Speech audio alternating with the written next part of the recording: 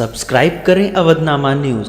Subscribe button पर click करें, फिर राइट साइड में बने बेल पर भी क्लिक करें ताकि आपको हमारे वीडियोस की नोटिफिकेशन मिलती रहे। पुलवामा हमले का बदला लेते हुए भारतीय वायुसेना द्वारा पाकिस्तान को मुंहतोड़ जवाब दिए जाने पर सपा अध्यक्ष अखिलेश यादव ने भारतीय वायुसेना की बहादुरी को ट्वीट कर सलाम किया है। वहीं बसपा सुप्रीमो मायावती ने भी ट्वीट कर वायुसेना के जाबाजों की प्रशंसा की है और कहा कि जैश आतंकियों के खिलाफ पीओके में घुसकर भारतीय वायुसेना के बहादुर जाबाजों की साहसिक कार्रवाई को सलाम व सम्मान है। उन्होंने कहा कि प्रधानमंत्री नरेंद्र मोदी ने अगर सेना को पहले ही फ्री हैंड कर दिया होता तो पठानकोट, उरी व पुलवामा जैसी घटनाएं ना होती।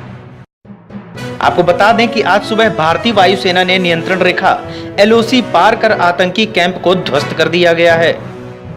सूत्रों के हवाले से बताया गया है कि वायुसेना के विमान ने आतंकी कैंप पर 1000 किलोग्राम के बम गिराए, जिसमें आतंकी कैंप पूरी तरीके से ध्वस्त हो गया है।